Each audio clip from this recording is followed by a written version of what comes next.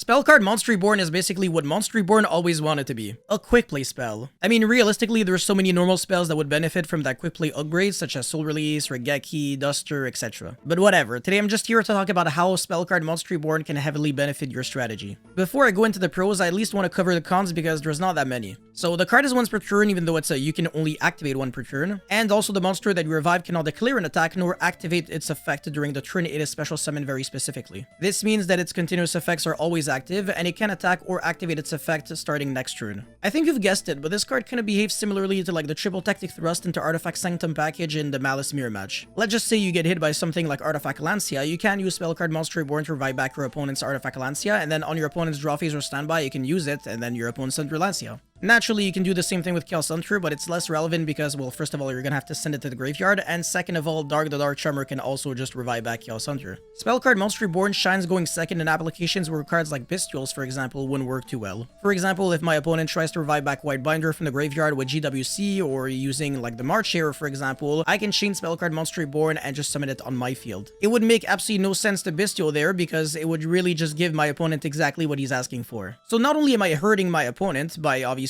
denying him the White Binder, which is huge because it would probably lead to like 1 or 2 more disruptions, but also it gets me a Link 3 monster on the field, which could be turned into like something like Access Code or really just anything else. And honestly, I'm a huge fan of these 2-in-1 package deals where they hurt my opponent while also helping me in the process too. A decent example would be with and against the Fiendsmith engine, particularly when it comes to Agnum Day and Lacrima's graveyard effect. If my opponent tries to revive back Requiem with Lacrima, I can chain the spell card Monster Reborn to revive back my opponent's Requiem, which not only denies the punishment that would try to send the SA Ray that would obviously interrupt me, but also gets me a obviously Link Fiend monster on the field so that I can also Fiendsmith combo. Also, if my opponent is trying to revive back the SA Ray with Agnum Day, not only is spell card Monster Reborn drastically better here because I'm denying my opponent an Omni Negate, but also I revive back the DSA Ray so I can turn it into Requiem, and even if my opponent tries to send it to the grave, I can just chain Requiem and basically just full Fiendsmith combo. Therefore, I can almost afford to brick and still play thanks to my opponent's cards while breaking the boards in the process. Cool thing is, this card is incredible against Razul Mitsurugi. If your opponent tries to revive back a monster off of Node Razul or a Detonator off of the Twins of the Eclipse, then you can just chain spell card Monster Reborn and hurt him there. So it pretty much behaves like a Bestial because you're denying your opponent a resource and you're also getting a body on the field, which could lead to like Moon of the Closed Sky or SP so that you can break the board even more. And as for the Mitsurugi part, spell card Monster Reborn practically wipes the floor with them. If your opponent is trying to revive back more Akumo to blow up your whole field, which by the way is the strongest interruption they got, then you just chain spell card Monster Reborn to revive it and then save yourself from the Regeki.